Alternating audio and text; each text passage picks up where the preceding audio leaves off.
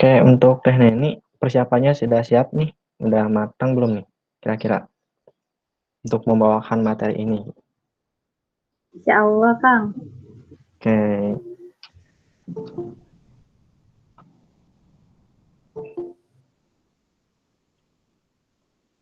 Mantul, mantul.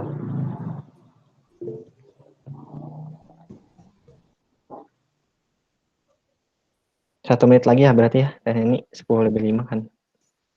Siap, Kang. Oke, sip. Yuk teman-temannya diajakin lagi karena 1 menit lagi kita akan memulai gitu. Nah, alhamdulillah udah 10:05. Apakah kita bisa mulainya, Teh Neni? Bisa, Kang, boleh. Oke. Saya buka ya. Bismillahirrahmanirrahim. Assalamualaikum warahmatullahi wabarakatuh. Waalaikumsalam warahmatullahi wabarakatuh. Dengan membaca Bismillahirrahmanirrahim, seminar kali ini kita akan mulai gitu. Nah, perkenalkan ya, di sini saya Abil Fadila sebagai moderator atau host lah dalam sesi pagi kali ini dengan tema atau dengan judul masa depan berawal dari sebuah keputusan. Nah, nanti seminar ini atau dengan tema masa depan berawal dari keputusan ini akan dibawakan oleh Teh Neni Cahyati, mahasiswa Universitas Pajajaran. Nah, buat teman-teman yang mungkin masih dalam tahap masuk ke meeting ini, ruang meet ini, mangga saja boleh bisa masuk atau bisa nanti insya Allah disaksikan di channel YouTube kayak gitu. Nah, untuk itu, untuk biar tidak lama-lama lagi, pasti penasaran ya, karena ini berkaitan dengan masa depan gitu. Mangga, saya persilahkan aja ke Teh Neni untuk memulainya.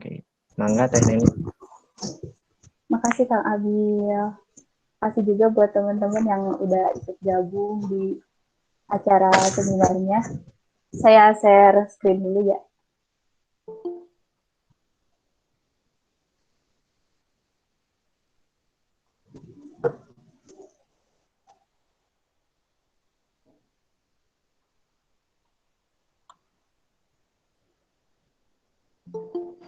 Bentar.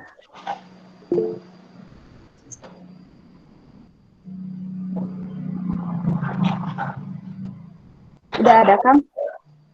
Belum, nah ada. Lagi proses. Nah, alhamdulillah.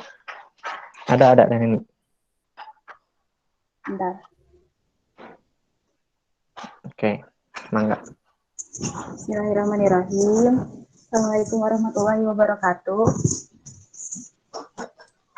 Perkenalkan, nama saya Neni Cahyati dari Fakultas Teknologi Industri Pertanian Universitas Pajajaran. Nah, saya di sini bakalan sharing-sharing mengenai masa depan berawal dari keputusan. Masa depan itu adalah sesuatu yang pasti akan terjadi. Hanya saja kita nggak tahu akan jadi seperti apa kita di masa depan. Masa depan sering dikaitkan dengan keinginan atau harapan seseorang untuk memiliki kehidupan yang lebih baik dari masa kini atau masa lampau. Pernah nggak sih kita berpikir berlebihan mengenai masa depan atau terlalu mengkhawatirkan masa depan?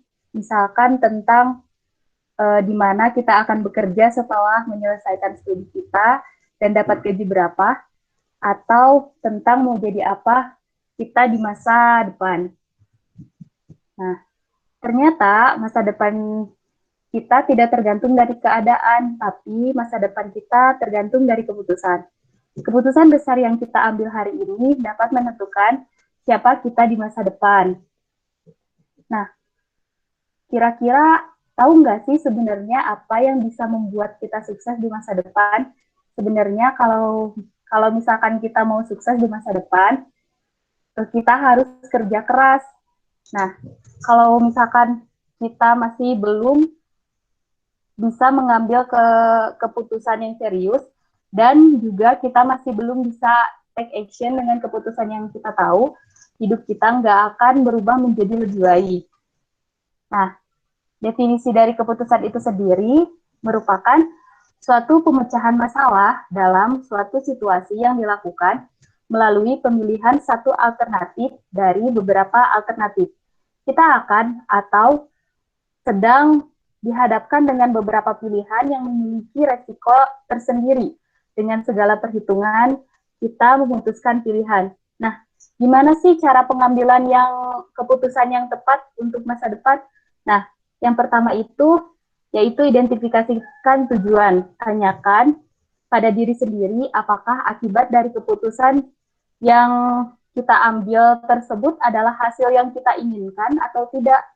Lalu kita harus selalu melakukan self-reflection agar kita bisa memahami keinginan kita sendiri. Yang kedua yaitu menguasai persoalan terlebih dahulu. Pahami persoalan yang kita hadapi dengan menyelidiki masalah atau persoalan tersebut. Lalu jangan lupa catat poin plus dan minus dari setiap pilihan. Yang ketiga yaitu sudut pandang. Nah, sudut pandang itu sebenarnya bisa memperluas jangkauan kita. Ambil sebuah keputusan dari sudut pandang orang lain gitu. Terus ada yang keempat, cari orang yang berbeda dengan diri kita. Jika kita mengambil sebuah keputusan dalam tim gitu, kita harus mencari orang yang berbeda dengan diri kita. Itu artinya kita harus mengatasi dorongan neurobiologis yang mengatakan bahwa kita menyukai orang yang mirip dengan diri kita. Perbedaan itu membuat kita kaya dan juga perbedaan itu dapat menjadikan kita kreatif dalam memecahkan masalah. Tapi yang paling utama dan yang paling penting yaitu libatkan Allah dan orang tua. Kenapa sih? Karena mungkin kita itu bisa salah sebagai manusia, tapi yang terbaik itu ada di sisi Allah, dan juga orang tua kita itu yang tahu betul gitu bagaimana yang terbaik untuk anaknya gitu. Terus ada 3 hal yang harus kita miliki sebelum mengambil keputusan untuk masa depan kita. Yang pertama itu yaitu ketenangan. Nah, tenang dalam artian tidak tergesa-gesa nih. Ketika kita tenang dalam mengambil keputusan, maka ada kesempatan kita untuk berpikir, ada kesempatan kita untuk menimbang, ada kesempatan kita untuk bermusyawarah, dan juga ada kesempatan kita untuk beristikharah, yaitu meminta petunjuk. Yang kedua yaitu kejernihan pikiran. Hal ini dimaksudkan agar saat kita akan mengambil sebuah keputusan, kita tidak terkontaminasi dengan hal-hal negatif. Dalam hukum tarik-menarik juga disebutkan bahwa jika kita berpikir hal negatif, maka akan menarik lebih banyak hal negatif ke dalam diri kita.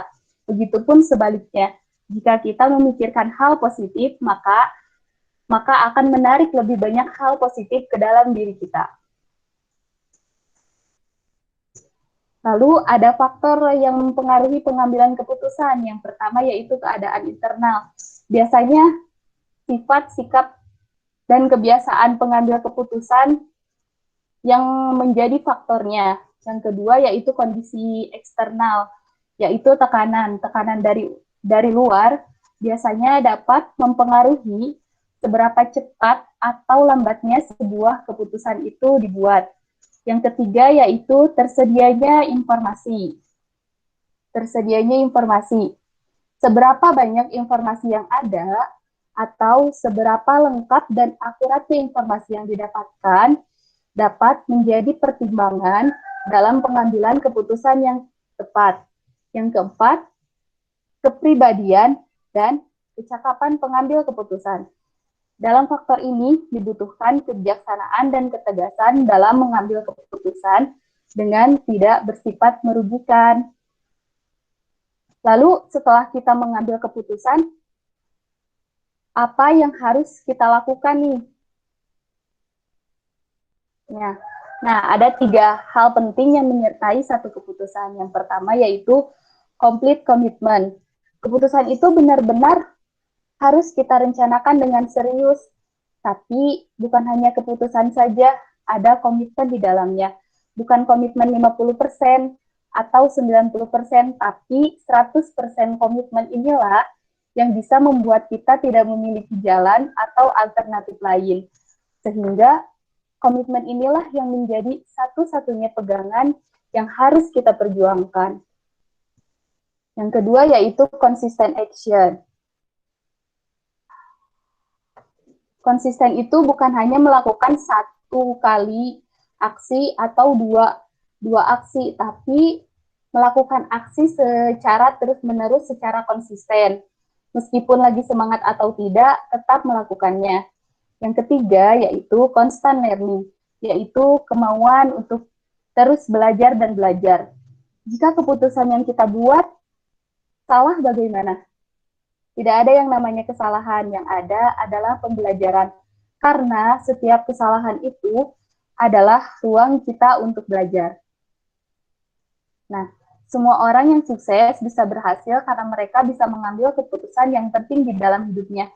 Ada dua tokoh besar nih yang mengambil keputusan di masa lalu sehingga pas masa sekarang itu mereka itu sukses. Yang pertama itu Mary Riana. Jadi pas umur 20 tahun, Mary Riana memutuskan untuk mempunyai mimpi besar. Dia menargetkan pada usia 30 tahun, dia harus memiliki kebebasan finansial dan juga harus membahagiakan orang tuanya.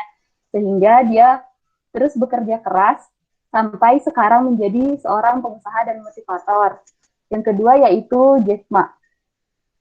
Kalau Jack Ma kan kita tahu ya, dia itu menjadi salah satu orang terkaya di dunia, mempunyai perusahaan Alibaba Group. Jadi kalau misalkan Jack Ma dulu menyerah terhadap mimpinya dan juga menyerah terhadap Alibaba Group yang udah 3 tahun didirikan tapi penghasilan tidak didapatkan. Tapi Jack Ma itu dan Alibaba Group punya apa ya? Punya penilaian yang positif dari pelanggannya sehingga sampai sekarang Alibaba Group terus berkembang dan menjadi besar.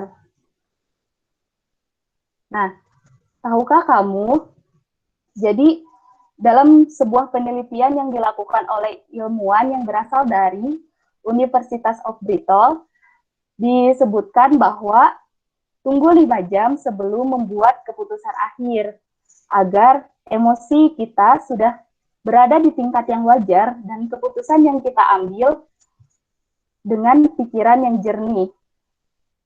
Nah, menurut William Helmich PhD juga menyebutkan ternyata waktu terbaik dalam mengambil keputusan adalah setelah tidur nyenyak, saat otak akan memilah pengalaman yang dilalui sebelumnya dan menyimpan memori yang terbaik sehingga saat bangun otak dalam keadaan segar. Kesempatan ada di mana saja, tapi hanya ketika kamu mengambil keputusan dan mengambil tindakan itulah yang nantinya akan mengubah hidup kamu. Terima kasih. Udah selesai sharingnya. Terima kasih. Saya kembalikan ke moderator, Kang Abil. Terima kasih Teh Neni. Wah, sangat apa ya, istilahnya sangat bermanfaat lah, istilahnya apa yang disampaikan oleh Teh Neni gitu dalam ketika keputusan gitu. Karena istilahnya kayak gini, masa depan berawal dari sebuah keputusan. Nah, gitu. Nah, selanjutnya mungkin sebelum ke sesi diskusi nih, pengen nanya dulu nih, atau misalnya dari teman-teman barangkali ada yang mau sharing dulu nih tentang pengalaman yang dimana pengalamannya tuh dari masa lalu istilahnya berbuah gitu untuk istilahnya menentukan sampai sekarang gitu keputusan apa sih, atau misalnya dari teman-teman tuh keputusan apa yang bisa teman-teman pilih sehingga teman-teman tuh berada di titik sampai sekarang gitu. Jadi keputusan apa sih yang pernah diambil oleh teman-teman sehingga berada di titik sampai sekarang gitu, atau sebagai apapun itu gitu. Jadi intinya keputusan yang menjadikan teman-teman tuh berubah gitu sampai sekarang tuh keputusan apa sih yang diambil? Mangga barangkali ada yang mau bercerita gitu tentang pengalamannya. Nah, boleh tuh. Yuk teman-teman, barangkali ada yang mau cerita. Saya. Mangga Pak. Ya, Pak. Neni, habis kuliah kira-kira keputusannya kemana dan mau jadi apa dan berperan apa nanti ke depan?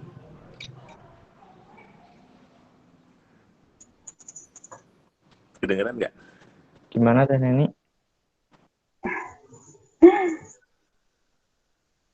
Ya Pak, kedengeran. Mau jadi apa Kalau ya Pak setelah lulus Neni kuliah? waktu di poster nulisin perannya sebagai apa? Natur aktivis Pak. Hah? Natur aktivis penggiat Coba alam. dijelasin dari situ, terus ngambil keputusannya gimana, terus gimana caranya ngerangkai ke masa depan.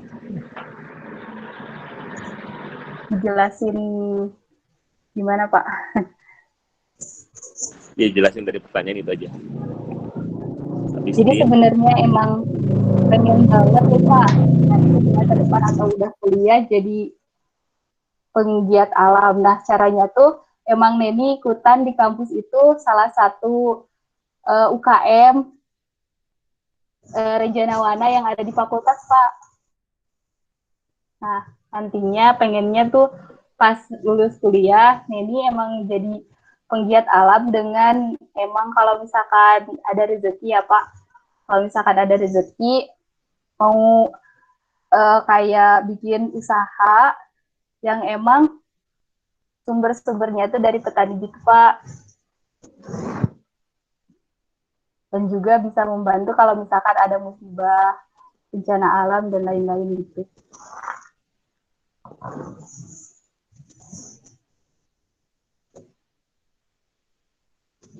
Gimana Pak? Oke. Oke, teman-teman ada yang mau menyampaikan pengalamannya mangga gitu. Jadi sehingga teman-teman berada di posisi sekarang tuh keputusan apa sih yang pernah diambil gitu sampai menjadikan teman-teman di sini tuh sampai sekarang gitu ada di titik ini gitu. Mangga barangkali ada yang mau bercerita gitu, berbagi pengalaman.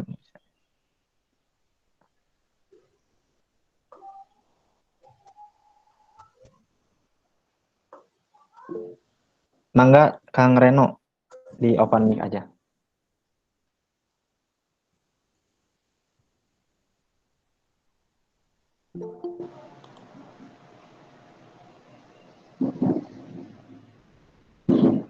Oke, ditunggu ya. Lagi cari headset dulu Kang Reno. Oke.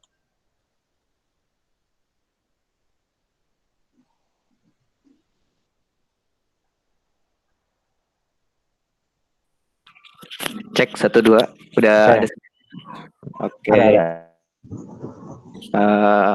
Jadi aku sendiri mau cerita awalnya kenapa aku bisa menjadi seorang mahasiswa gitu. Sebelumnya aku sendiri ngambil keputusan yang berat karena aku udah bekerja dan udah menjadi karyawan tetap di suatu perusahaan swasta. Di situ aku mempunyai posisi yang cukup aman lah istilahnya untuk melanjutkan karir. Tapi di sana aku sendiri merasa kurang puas gitu loh untuk tingkatan aku ke depannya, dan aku merasa kayak kekurangan akan sumber daya ilmu. Nah disinilah aku mengambil keputusan berat setelah aku 2 tahun bekerja. Aku mencoba untuk mencoba SBM lagi gitu, dan bersyukurlah dengan kerja keras dan persiapan ujian keterima gitu menjadi seorang mahasiswa lagi, dan ingin sekali untuk menambah ilmu di perkuliahan. Seperti itu sih. Terima kasih. Makasih Kang Reno. Wih, mantap Kang Reno nih. Bercerita sampai akhirnya menjadi mahasiswa yang dimana sebelumnya udah bekerja di mana-mana ya, alhamdulillah. Nah untuk teman-teman ada lagi gak yang mau bercerita?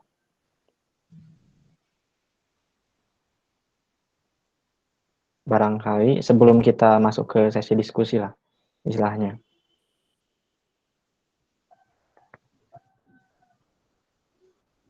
Gimana Teh Neni, bisa lanjut ke sesi diskusi atau ditunggu dulu? Boleh Kang, mau lanjut juga. Oke, kita masuk ke bukan tanya jawab, melainkan kita sharing atau misalnya diskusi lah satu sama lainnya kayak gitu. Nah di sini juga ada Teh Kunes kalian nih mau diskusi dengan Teh Neni. Bagaimana sih memutuskan sebuah pilihan yang membuat kita takut gitu? Karena terlalu banyak pikiran-pikiran sehingga akhirnya tidak memutuskan kayak gitu. Bisa kedengaran Teh Neni? Bisa Kang. Oke. Jadi bagaimana dalam memutuskan sebuah pilihan yang membuat kita takut.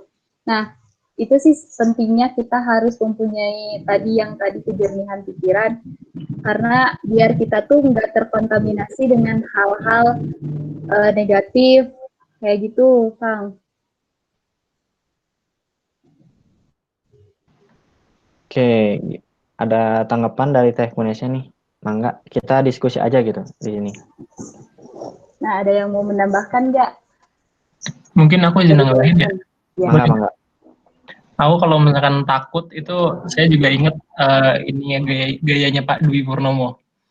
Kalau ada yang ngomong takut, nggak bisa, bingung, itu kena denda, ya kan? Nah itu sebenarnya apa ya, barrier buat kita. Itu tuh takut, nggak bisa, pesimis, itu kan penghalang ya dari diri sendiri ya. Jadi bagaimanapun itu sebenarnya gimana kita meminimalisir itu. Jangan lah, udah just do it gitu. Kalau misalnya kita ragu, kita takut untuk nyoba hal-hal baru, ya lakuin aja dulu. Nama juga hal-hal baru, mau bagus apa jelek, nama juga pertama, masih newbie gitu loh. Iya, gak apa-apa ya Kang kalau misalkan gagal. Kalau kata tadi juga harus menghabiskan jatah gagalnya di usia muda gitu ya. Kalau takut tidak ada denda ya Pak. Oke, mantap. Benar. Oke, ada sharing sedikit nih dari Teh Trisna. Oh, bentar dulu, dari Teh Kunis dulu nih. Bagaimana menjaga konsistennya gitu? Udah nyoba hal baru dan mungkin ternyata berhasil nih menurut Teh Kunis tuh. Nah, itu bagaimana sih cara menjaga konsistensinya agar tetap berhasil atau misalnya agar tetap berada di situasi seperti itu gitu? Nah, izin menjawab ya Kang Abir. Jadi kalau misalkan kita ingin menjaga konsisten itu kan emang sulit ya. Tapi kita harus tahu nih tujuan dari sebuah keputusan yang kita ambil yang akan berdampak pada masa. Kita harus selalu ingat tujuan dari keputusan yang kita ambil itu. Pasti itu tuh bakal jadi kayak penentu semangat gitu loh. Kalau misalkan kita tahu tujuan kita mau kayak gimana gitu.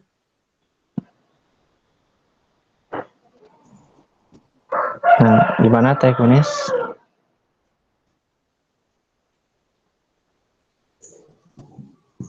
Nah, ada yang mau menambahin juga, Ja? Oke, terima kasih atas penjelasannya gitu. Teh Neni, kata Teh Kunis. Kasih Teh. Oke, nah mungkin sebelum ke diskusi Kang Latif, kita ini ada pengalaman dulu nih dari Teh Trisna katanya. Wah, boleh tuh. Aku mau sharing sedikit tentang pengalamanku ya. Jadi aku pernah mengalami 2 kali kegagalan nih yang pernah aku ikuti tes sekolah kedinasan STIS sama SBMPTN di UGM. Namun akhirnya aku mengikuti tes di Jakarta di salah satu univ dan aku mengambil apa yang menjadi passion aku. Aku lulus alhamdulillah, namun ternyata orang tua tidak mendukung. Namun akhirnya aku tes lagi di salah satu sekolah tinggi dan akhirnya sampai sekarang aku tetap mencoba mencintai apa yang aku sukai dan alhamdulillah sekarang aku tetap menjalani dengan semangat dan ikhlas. Begitu ceritanya Teh Neni. Wah, semangat Teh. Bagus banget pengalamannya. Benar-benar. Makasih udah sharing. Betul. Istilahnya meskipun pernah gagal ya kita harus mencoba lagi gitu. Jangan sampai ketika kegagalan itu dapat berulang kali ya kita jangan pernah pesimis atau misalnya insecure, tapi malahan harus kita lebih optimis lagi untuk menghadapi kehidupan selanjutnya. Karena kita pasti ada titik di mana pernah gagal dan pasti di titik nantinya akan merasakan kebahagiaan. Kayak gitu, teman-teman. Oke, selanjutnya mungkin ke Kang Latif nih, izin berdiskusi. Andaikan kita awalnya mengambil keputusan ingin belajar grafik desain, ternyata setelah mencoba untuk dijalani selama beberapa bulan, kita menemukan bahwa passion kita bukan di sana gitu, ternyata di fotografi. Lalu apa yang harus kita lakukan? Tetap terus mencoba, mendalami grafik desain, atau kita berhenti dan beralih ke fotografi? Lalu jika beralih, kapan waktu yang tepat? Nah, begitu mungkin tekniknya. Mantap banget nih pertanyaannya. Mangga. Nah, waktu itu juga pernah ngalamin yang kayak gitu, kayak salah jurusan gitu ya kan istilahnya. Benar-benar. Tapi kata dosen aku dulu pas TPB, bilang katanya kalau misalkan kita udah ada di circle itu, misalkan udah di jurusan grafik desain nih, kita harus belajar untuk terus mendalaminya. Siapa tahu nanti kita bakalan apa ya istilahnya, bakalan jadi jago gitu di grafik desainnya kayak gitu. Kalau misalkan kita berhenti dan beralih ke fotografi, gimana? Sebenarnya itu juga gak salah sih kalau misalkan emang di situ gitu passionnya. Karena kenapa kita harus selalu memahami diri kita sendiri, itu juga jadi faktornya. Jadi yang tadi yang aku jelasin dengan pengambilan keputusan, yaitu identifikasikan tujuan. Nah, di sini juga kan ada self reflection-nya agar kita tahu gitu kemampuan diri kita sendiri gitu, Kang. Gimana, Kang? Gimana, Kang Latif? Sebenarnya nggak ada yang salah sih. Jadi kalau misalkan emang kita ngerasa salah, istilahnya salah jurusan, kita coba mendalami aja gitu jurusan itu terlebih dahulu. Siapa tahu kita menemukan sesuatu yang mungkin harta karun di dalamnya.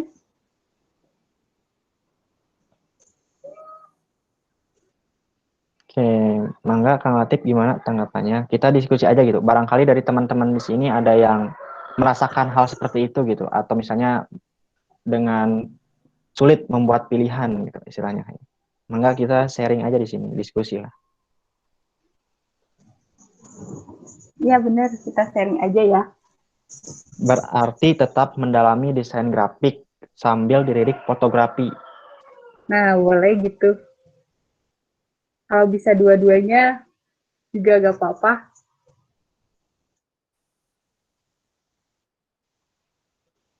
Gimana Kang Latif? Ada lagi atau kurang? Oke, sudah terjawab.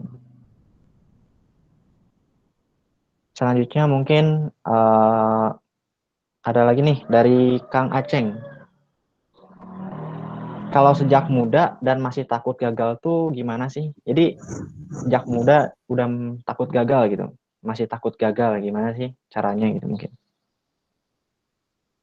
Sejak muda udah takut gagal, gimana caranya? Gimana tuh?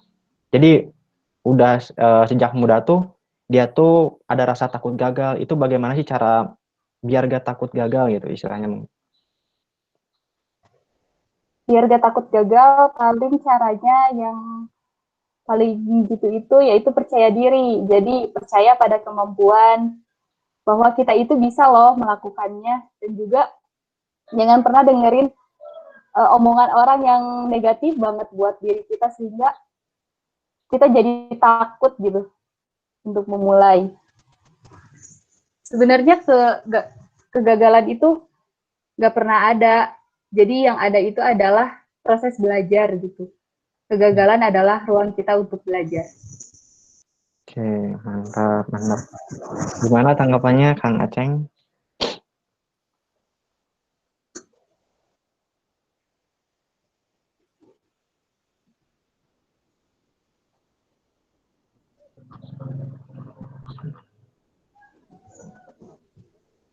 Siap, oke. Oke, tadi ada tambahan juga nih buat Latif mungkin ya, atau misalnya sesi diskusi yang tadi dari Teh Krisna dan Teh Kunes nih. Ketika mungkin memang sulit ya mencintai sesuatu yang bukan atau yang tidak disukai oleh kita gitu. Namun terkadang tuntutan kita untuk mencintai hal tersebut tuh bisa menjadi motivasi. Istilahnya ketika kita mencintai sesuatu yang bukan passion atau misalnya bukan ranah kita, ya itu akan menjadi apa istilahnya membuat kita untuk termotivasi gitu. Namun ketika kita ikhlas dan benar-benar berusaha menekuni, insya Allah pasti kita akan mencintai hal yang kita tidak cintai di awal gitu. Terus karena apa yang kita sukai bisa kita lakukan kapanpun. Kayak gitu teman-teman. Itu dari Teh Trisna kayak tambahnya. Terus dari Teh Kunes juga nih, kalau terkait jurusan memang sih butuh proses gitu untuk penerimaannya. Kembali pada diri sendiri dalam prosesnya. Istilahnya sih setiap keputusan yang akan diambil ketika hal yang tidak disukai kita harus jalanin dan hal yang disukai tidak kita jalanin ya kita harus jalanin yang tidak disukai. Insya Allah lama kelamaan kita akan menemukan bahwa yang tidak disukai itu tidak selamanya berdampak buruk bagi kita, malahan itu akan menjadi sebuah motivasi untuk kita terus berkembang dan memiliki bakat di segala bidang kayak gitu teman-teman. Oke, ada lagi yang mau sharing atau diskusi lah dalam sesi kali ini, Mangga? Halo, kembali lagi. Aku mau diskusi dong. Jadi gini, kan kalau kita dalam hal penerimaan diri sendiri itu, apakah kita butuh validasi atau tidak gitu loh. Masalah menurut aku, ketika kita tidak divalidasi orang lain, kita merasa ragu akan pilihan kita tersebut. Nah, gimana sih cara yang ngadepin biar kita itu bisa yakin sama keputusan yang kita ambil gitu aja. Terima kasih. Oke, terima kasih Kang Reno. Mangga? Gimana bisa yakin dengan keputusan yang kita ambil ya? Ya, betul-betul.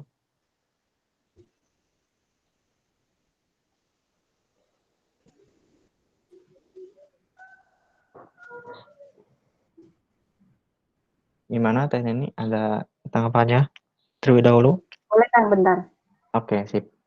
Selagi itu menjawab tadi ada tambahan juga nih dari Teh Intan ya, bahwa tak ada lagi tak ada kata gagal. Ini tentang perspektif kita lagi gitu. Bagaimana memandang sesuatu hal yang menimpa kita, apakah kita memandangnya sebagai suatu peluang atau untuk tumbuh atau malah memandangnya sebagai suatu kegagalan yang dapat menjatuhkan diri lebih jauh. Nah, gitu. Itu untuk yang tadi menambahkan gitu tentang pengambilan keputusan yang mungkin tidak disukai dengan yang disukai.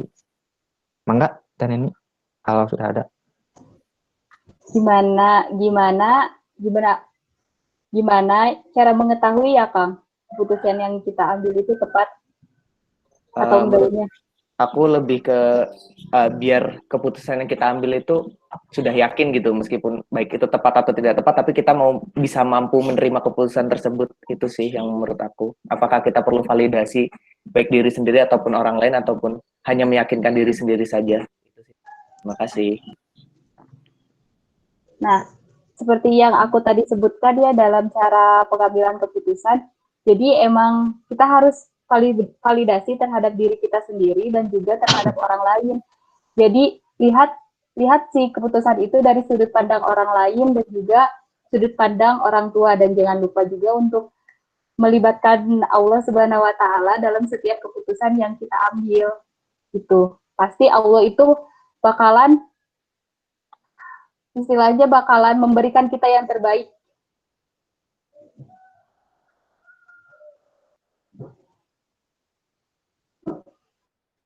Gitu Kang. Gimana?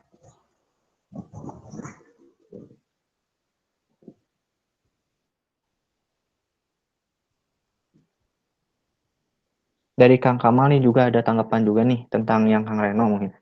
Menurut saya butuh, tapi kembali lagi ke diri sendiri gitu. Jika emang pilihan kita sekarang ini yang buat kita nyaman, apapun kata orang, anggap saja sebagai masukan kayak gitu mungkin. Gimana Kang Reno?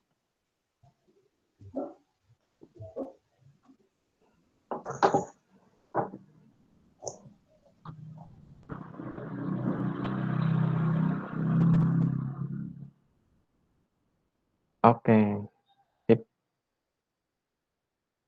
Terima kasih. Karena oke. Selanjutnya mungkin ada lagi teman-teman. Ada yang ini nih Kang, ada yang nambahin dari pertanyaan Kang Oh, Latif dari Kang Asking, Kang Azza. Dari pertanyaan Kang Latif mungkin ya. Kalau menurut saya itu bisa dikolaborasikan. Karena keduanya masih pada bidang yang sama, yaitu dalam media. Benar juga. Karena kan fotografi dan graphic design ya. Karena berdasarkan Ya, pengalaman saya juga, alhamdulillah saya bisa mengkolaborasikan keduanya. Biasanya fotografi dan desain grafik. Kedua hal yang lekat dan saling berhubungan.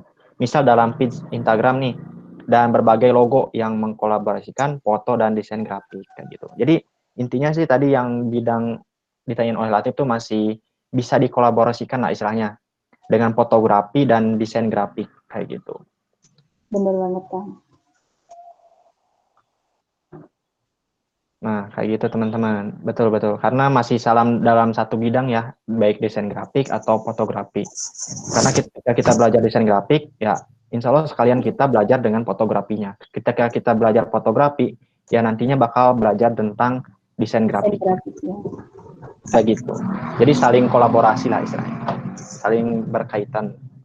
Tuh, mangga barangkali teman-teman yang mau diskusi lagi nih tentang keputusannya gitu.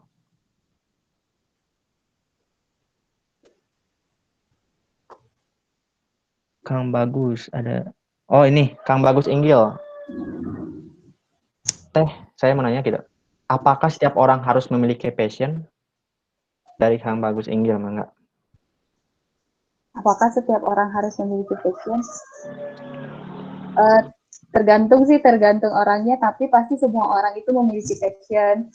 Hanya saja dia belum menemukan atau belum menggali passion yang ada pada dirinya sendiri. Gitu Kang.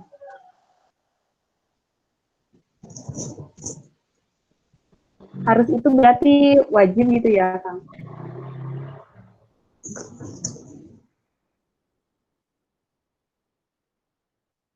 Oke, gitu gimana Kang Bagus Inggil, ada tanggapannya? Atau dari yang lain mangga?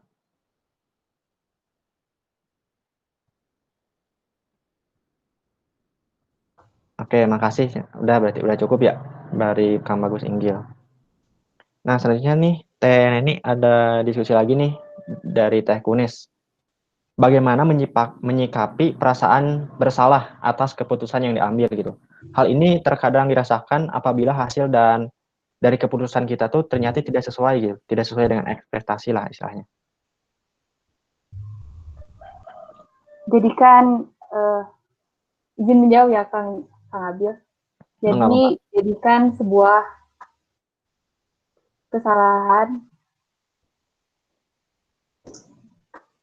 itu adalah jadikan sebuah kesalahan itu pembelajaran agar kita itu bisa tahu gitu ke depannya nanti kita gak bakalan mengulangi kesalahan itu lagi gitu.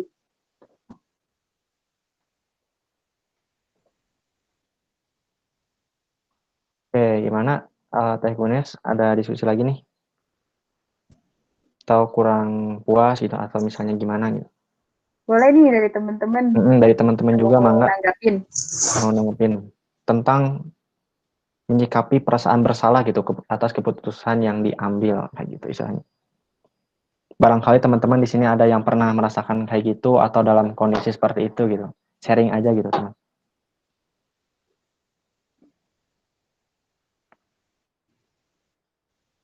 Oke. Mungkin aku mau menambahkan aja sih perihal menyikapi perasaan bersalah ini memang penerimaannya cukup sulit.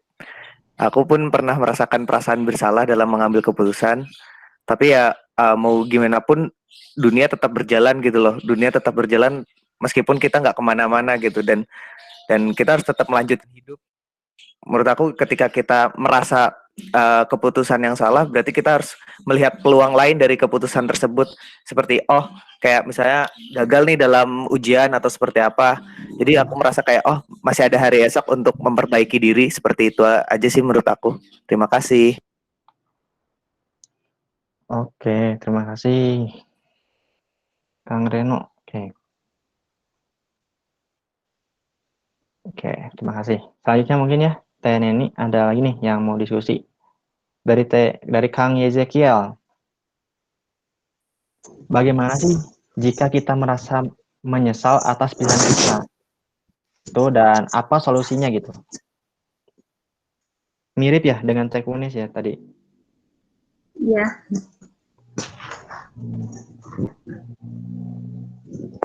Mungkin bisa Izin diulangi menjawab, sedikit. Kang. Enggak. Ya, kita harus percaya sih sama diri sendiri. Sebenarnya kita tidak perlu tenggelam dalam penyesalan gitu. Karena keputusan yang kita ambil itu tidak selamanya benar-benar buruk. Siapa tahu kan keputusan yang lain itu yang sebenarnya yang lebih buruk. Jadi paling dijadikan lagi pembelajaran agar nantinya kita gak bakalan menyesal lagi.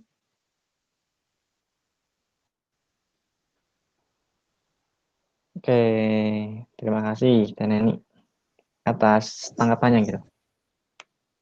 Gimana tanggapannya Kang Ezekiel? Udah cukup atau ada yang perlu didiskusikan lagi?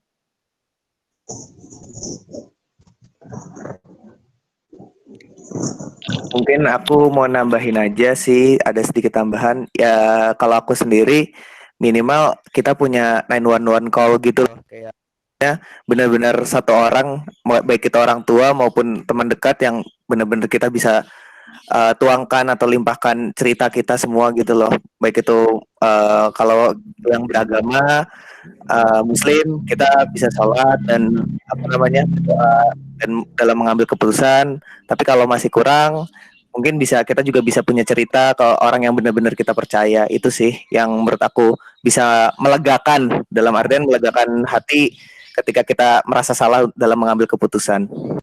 Nah, benar Kang. Sharing ya Kang, berbagi. Betul. Ini dari Kang Alfa ada ini sharing tambahan lah istilahnya. Menurut saya jangan mengotak-ngatik passion tapi find your obsession. Kalau passion kita jalani secara daily, nantinya malah jadi bosan dan cenderung untuk ditinggalkan. Jadi menurut saya peliharalah passion itu. Yang perlu dikembangkan adalah obsesi teman-teman untuk meraih sesuatu. Yang mana obsesi itu masih bisa banget diatur secara emosional. Karena udah nemu why dia ngejar itu. Istilahnya kenapa kita ngejar itu gitu istilahnya.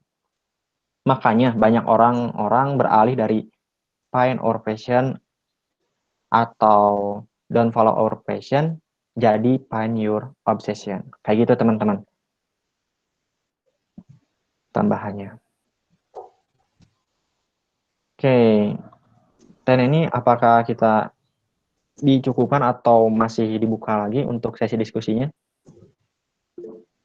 Boleh Kang, kalau nggak ada dicukupkan saja. Kang izin nambahkan yang Teknones. Mangga. Ya. Kang Latif. Saya juga ngerasain kurang lebih kayak gitu ya, Kang. Sharing dikit.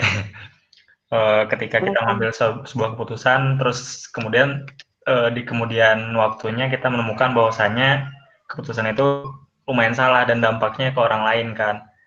Karena posisi kita sebagai mungkin termasuk pucuk pimpinan gitu ya. Mungkin secara super sistem memang kita selalu disalahkan dari berbagai pihak sampai saat ini mungkin ya. Tapi kalau kita ngelihat dari sisi pribadi aja mungkin berpikirnya ya kita nggak mungkin mau sebesar apa penyesalan kita, menyesalnya apa dengan kesalahan kita tadi. Nggak mungkin bisa kita ngubah waktu buat belakang dan nggak mungkin kita bunuh diri dong. Nauzubillah min dzalik ya. Paling yang bisa kita lakukan adalah penyesalan yang besar tadi kita ubah energinya jadi motivasi kita buat mencoba berbuat semaksimal mungkin ketika mengambil keputusan berikutnya seperti itu. Paling gitu sih Kang.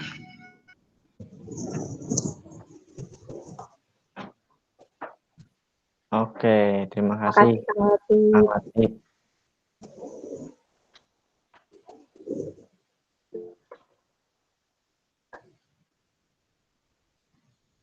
ada lagi yang perlu didiskusikan nih sebelum kita tutup itu atau akhirilah seminar sesi kali ini? Mangga.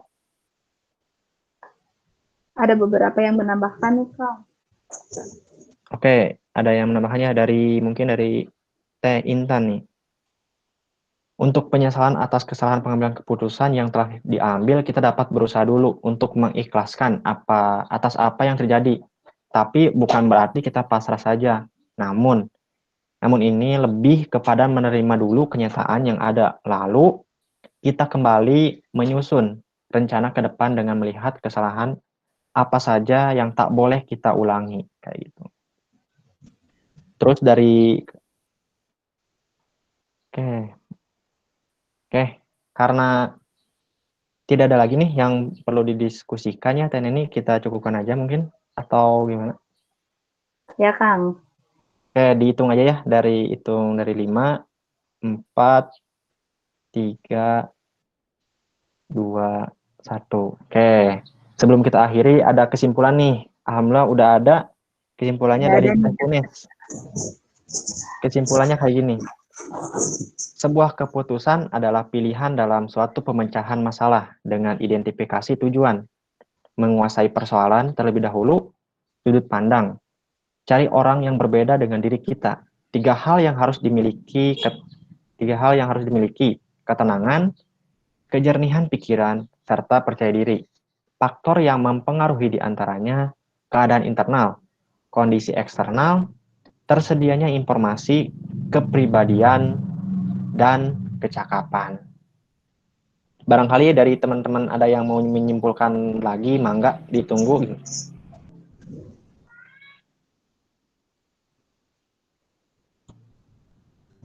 Gimana? Tidak ada?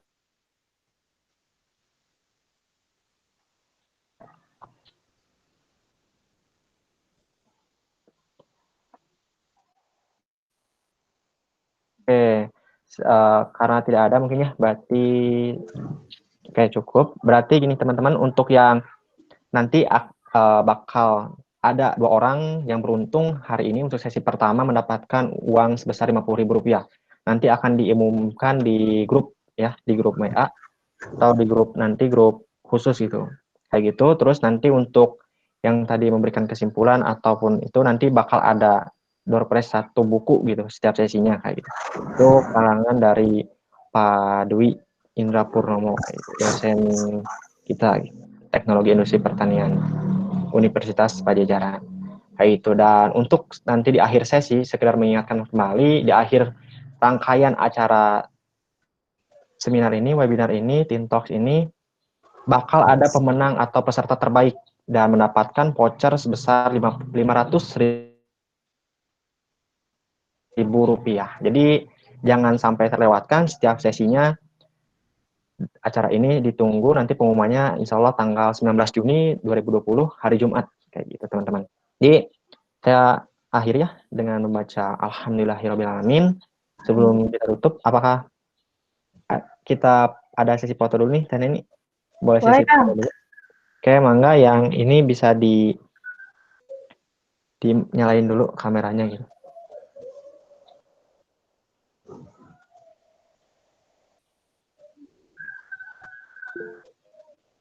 Ada berapa banyak wajah yang belum mandi di sini? Nggak tahu banyak. Oke ya. Oke, mohon maaf teman-teman kalau misalnya nggak kefoto semua ya, karena ada yang bermasalah gridnya kayak gitu. Oke, udah ya Kak ya. Kita mulai. Sama-sama Pak. Sama-sama Pak Dwi, semangat. Oke, 1, 2, bentar. 1, 2, 3. 1, 2, 3.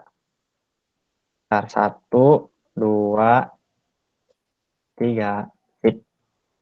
Atur nuhun ke Teh Neni dan teman-teman yang udah mengikuti rangkaian sesi pertama kita gitu.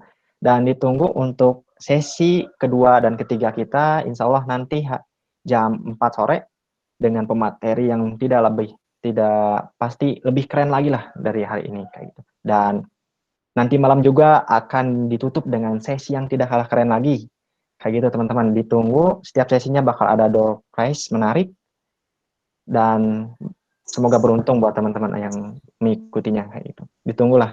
Setiap sesinya bakal ada hal menarik dan info lebih menarik lagi. Dengan pemateri-pemateri kece dan keren, insya Allah. Semoga apapun yang ilmu kita dapatkan di pagi ini menjadi manfaat buat teman-teman di sini. Karena setiap ilmu pada intinya ada manfaatnya, meskipun sedikit, banyak, ataupun sangat banyak kayak gitu. Saya tutup dengan baca Alhamdulillahirrahmanirrahim. Dan billahi taufiq wal hidayah. Wassalamualaikum warahmatullahi wabarakatuh. Waalaikumsalam warahmatullahi wabarakatuh. Makasih teman-teman. Warahmatullahi wabarakatuh. Kalau banyak salah dan banyak kurangnya ya. Thank you juga Sena. Terima kasih Teh. Terima kasih teman-teman. Terima kasih. Terima kasih Teh Neni. Terima kasih Pak Dwi juga.